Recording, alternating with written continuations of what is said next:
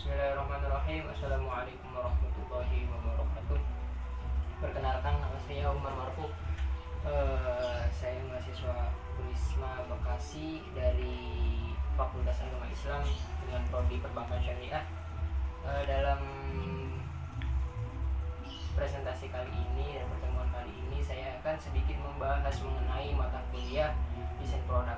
Dari desain produk yang saya bikin, saya akan membuat sebuah modifikasi daripada reksadana syariah. Sebelum kita memulai dan mengetahui dari modifikasi reksadana syariah yang telah saya bikin, alangkah baiknya kita akan mengetahui apa sih itu reksadana syariah. Reksadana syariah adalah wadah untuk mengumpulkan dana masyarakat yang dikelola oleh manajer investasi untuk kemudian diinvestasikan ke dalam surat berharga seperti saham, obligasi, dan instrumen pasar uang yang disesuaikan dengan ketentuan dan prinsip syariah Islam, antara lain dengan portofolio penempatan dana instrumen keuangan syariah seperti saham syariah dan sukuk.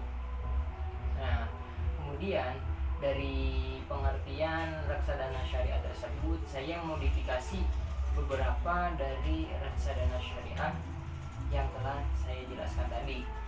Kemudian apa sih modifikasi yang saya buat, yang saya bikin dari desain produk ini?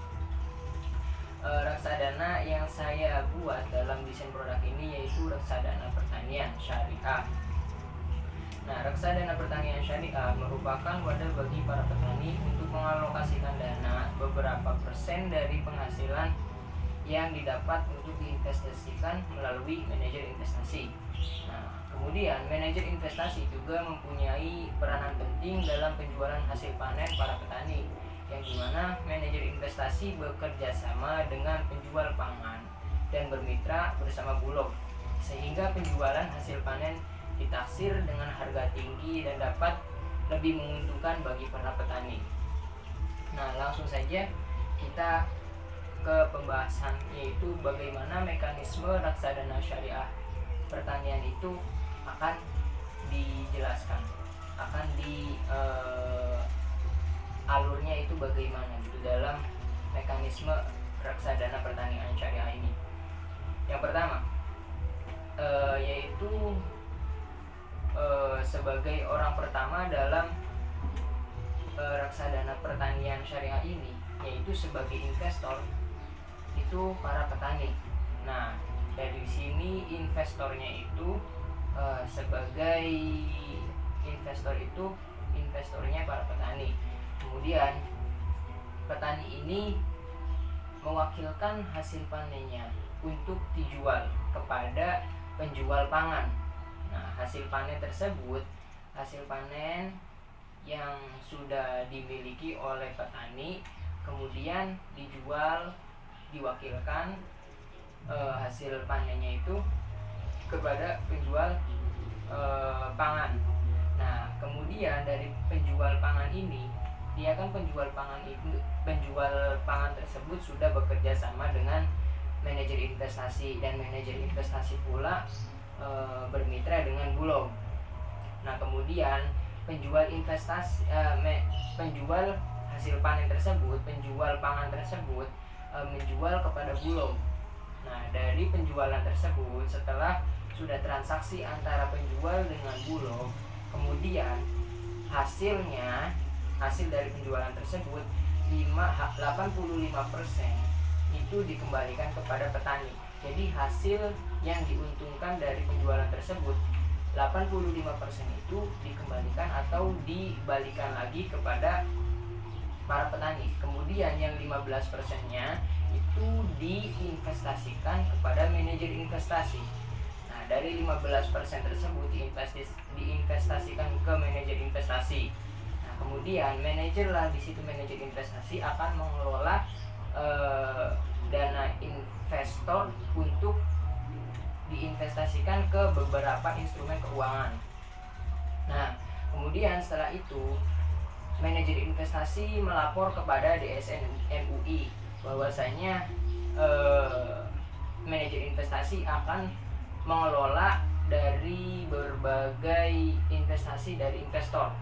Kemudian DSN MUI mengawasi pergerakan atau mengawasi perjalanan daripada manajer investasi dalam dalam investasi para investor. Nah, kemudian manajer investasi itu setelah melapor kepada DSN MUI, kemudian manajer investasi membeli surat berharga kepada pasar modal. Jadi setelah investasi tersebut sudah dikumpulkan oleh manajer investasi, kemudian manajer investasi membeli surat berharga. Nah, membeli surat berharganya di mana? Di pasar modal. Karena pasar modal itu di mana letak pasar, di mana tempat banyak di situ pasar-pasar atau instrumen-instrumen yang akan dijual oleh para emiten. Nah, kemudian di sini manajer investasi membeli misalkan saham atau sukuk dan lain sebagainya. Nah, kemudian setelah membeli tersebut, sudah membeli tersebut, baru tuh jual beli efek kepada emiten. Nah, manajer investasi dari pasar modal itu jual beli efek kepada emiten atau surat-surat berharganya gitu kepada emiten. Emiten itu kan suatu perusahaan yang membutuhkan dana di mana untuk memajukan perusahaannya tersebut. Nah, kemudian setelah emiten sudah mengelola dana tersebut yang dari pasar modal, karena pasar modal kan tadi pertemuan antara emiten dengan investor. Jadi mereka bertemu, setelah bertemu itu mereka bernegosiasi untuk membeli sebuah efek atau saham atau lain sebagainya. Nah, kemudian si emiten mengelola tuh dana dari para investor. Nah, setelah mengelola dana dari investor, kemudian dari penghasilannya atau dapat keuntungan dari hasil tersebut, kemudian emiten itu membagi hasil dari hasilnya. Nah, dari situ cara bagi hasilnya itu sesuai dengan takarannya masing-masing dan sesuai dengan penentuan di awalnya. Nah, terus bagi hasil sesuai dengan nisbah. Jadi tergantung nisbah dari investornya bagaimana dan tergantung dari nilai keuangannya gimana. Nanti akan dibagi hasil sesuai nisbahnya masing-masing. Itulah cara mekanisme reksadana pertanian. Nah, terus bagaimana setelah dari bagi hasil? Nah, nanti dari bagi hasil tersebut akan dikembalikan kepada manajer investasi. Nah, dari manajer investasi nanti itu akan dibagi lagi karena manajer investasi sudah bekerja sama dengan penjual hasil panen, maka manajer investasi akan memberinya beberapa nisbah kerjasama atau beberapa bagi hasil dari kerjasama tersebut. Kemudian akan dibagi juga hasil dari investasi yang sudah dijalankan itu kepada petani. Nah, itu cara mekanisme reksadana pertanian syariah. Nah, kemudian manfaat dan keunggulan reksadana pertanian. 1. Menjual hasil panen dengan harga tinggi, terus mendorong para petani lebih mengenal investasi, terus tidak memandang investasi sebagai produk penipu rakyat.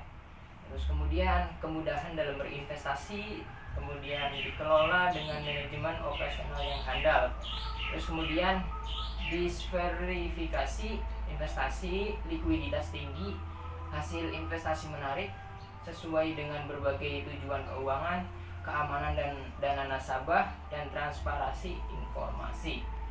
Nah, kemudian ada beberapa syarat dan ketentuan untuk menjadi anggota dari untuk berinvestasi dalam reksadana pertanian syariah ini. Yang pertama, syaratnya WNI, warga negara Indonesia asli. Kemudian kedua, para pelaku petani. Karena ini tadi menyangkut dengan reksadana pertanian, jadi yang hanya mengikuti reksadana pertanian ini dikhususkan untuk para petani, pelakunya para petani, terus mempunyai EKTP tabungan atas nama sendiri. Kemudian ketentuannya, mengisi formulir dan memenuhi persyaratan, investor wajib membaca prospektus sebelum membuat keputusan investasi dan memahami resiko-resiko dalam berinvestasi di reksadana syariah pertanian ini. Kemudian reksadana pertanian ini tidak sepenuhnya memberikan saran atas pengambilan keputusan investasi investor. Reksadana ini hanya diperuntukkan bagi para petani Indonesia. Terima kasih. Mungkin ini beberapa penjelasan mengenai desain produk yang saya buat. Apabila ada mungkin kesalahan atau mungkin ucapan yang mungkin tidak jelas atau yang tidak dapat dipahami dengan maksimal, mohon maaf sebesar-besarnya. Dan apabila ada kekurangan dalam produk ini atau kekurangan dalam cara mekanisme ini, semoga Anda semua yang menonton video ini bisa mengomentari sesuai dengan ketentuan dan syarat-syarat akadnya. Terima kasih. Wabillahi taufiq wal hidayah.